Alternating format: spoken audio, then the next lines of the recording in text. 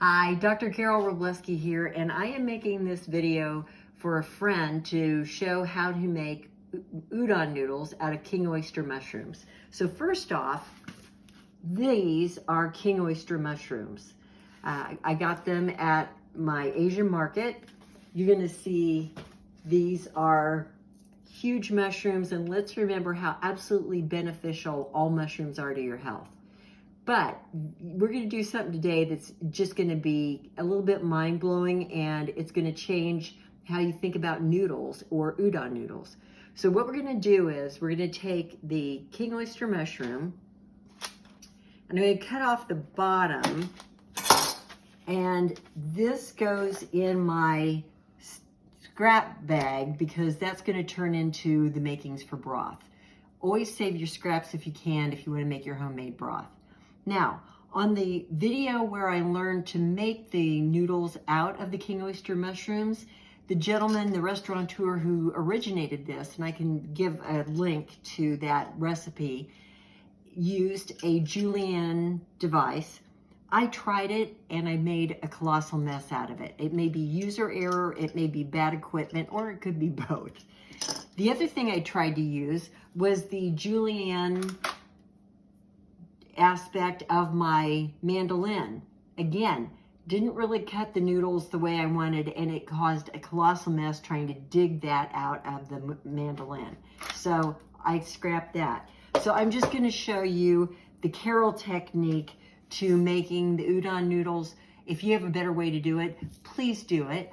I am wearing a Kevlar glove because I am known to be a little prone to nicking myself in the kitchen. So if you need extra protection, I really strongly encourage that.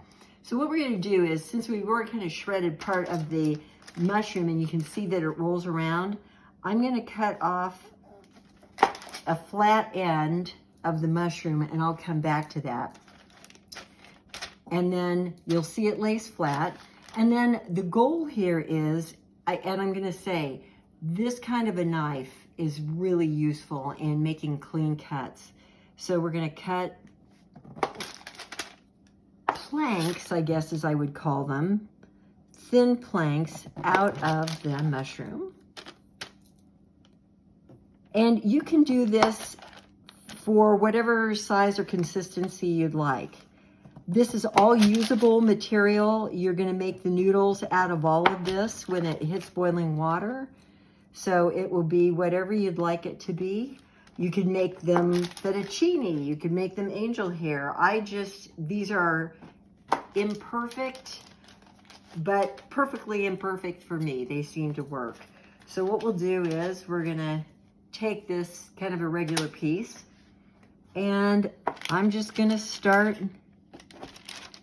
cutting, and you will see that these start to look like noodles.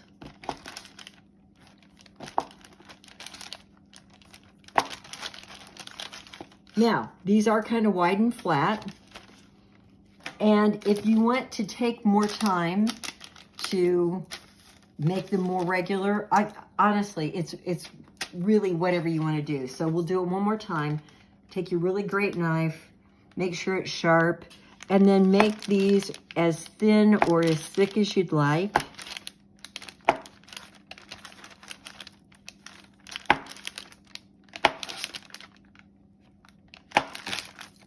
And you'll see that you wind up having these really wonderful noodles. The best part is that they are something that you can stir fry. I use them with a dashi broth, a vegetable dashi broth, and they're wonderful. So one more time with the king oyster mushroom.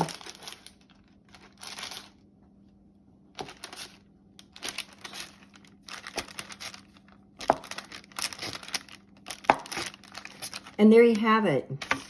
Noodles that taste wonderful, are amazingly nutritious, they're hearty. And if you see the strands, the fiber in the mushroom, these hold their shape, they're really filling, and you know, what more can you want? Nutritious, delicious, easy to do, and you regulate the portion and the size. So there you go.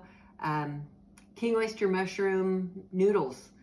A great idea, not my idea. I'll cite and reference whose it was, but if this helps, then there you go. Take care. Bye.